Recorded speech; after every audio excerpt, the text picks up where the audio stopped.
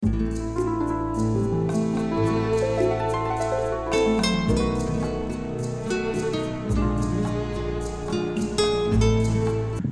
comic book fans,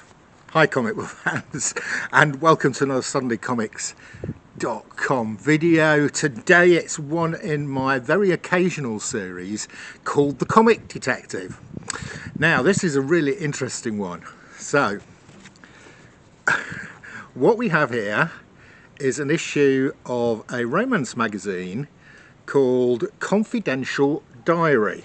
Okay, number, well, it doesn't actually say what number it is on the cover. Okay, so I was doing a bit of editing on this for some fun, and I thought, what issue is this? So I opened up the inside of it, and indeed we have got, it does say CDC on the top of that, which I think is one of the logos that Charlton Comics used. I think it stands for Charlton, Derby, Connecticut. It's either Charlton, Derby, Connecticut or Charlton Distribution Company, or the Centre for Disease Control. I think it's probably not the Centre for Disease Control. I'm plumping for Charlton, Derby, Connecticut, because Charlton were based in Derby, Connecticut. So if anybody would like to correct me and tell me what CDC does stand for, well, I have to tell you though, this is definitely a Charlton comic.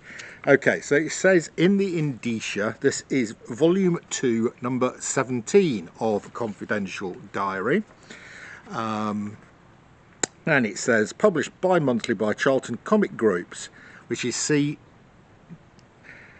CCG, isn't it? Not CDC. Anyway, and it goes on to say this was printed in America in March 1963.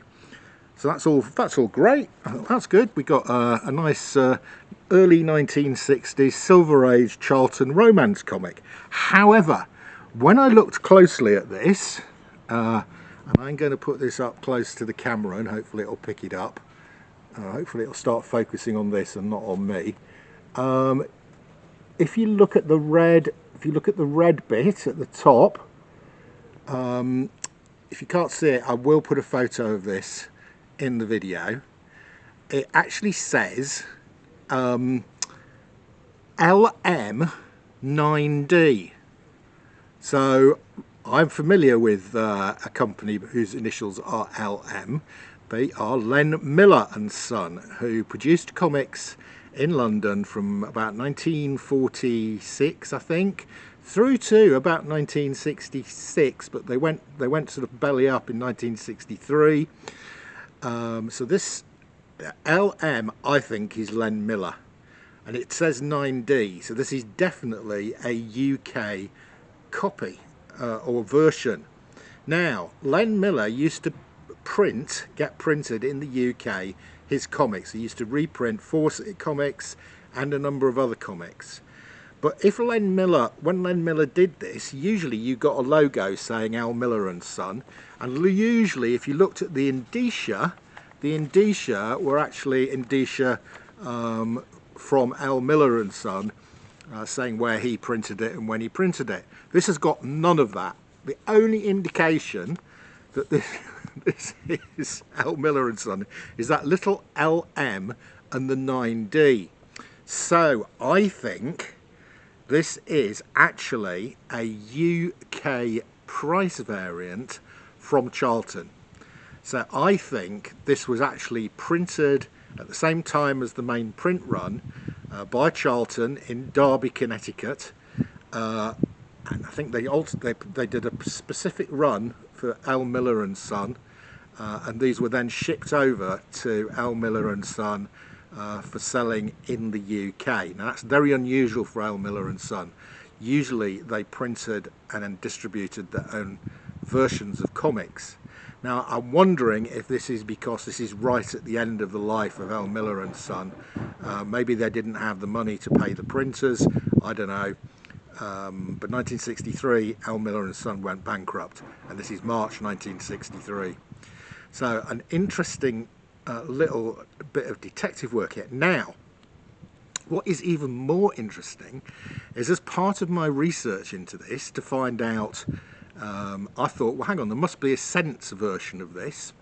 So I went on to the Grand Comics database, which is one of the best databases, completely free, and looked on that. They indeed had this comic, but they only had it as a US comic. When I went to look at the picture that the Grand Comics database had of the US comic, when I looked at the picture, it's the same as this. It's actually the L. Miller and Son 9D. So they have got the wrong comic listed there. They didn't have a UK version even listed.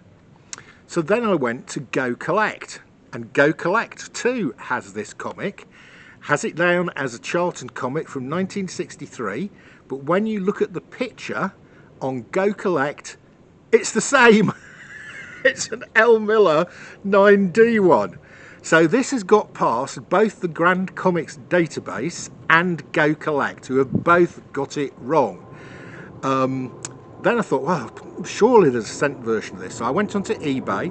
The first version I found was in the States, but the individual had correctly identified it as a UK price variant. So the individual selling the copy in the States had done better than both the Grand Comics database and Go Collect. Then, hallelujah, I found a 12-cent copy. So instead of LM9D written here, there's a great big 12 cents in there. So there you go. This is an extremely interesting little piece of comics history.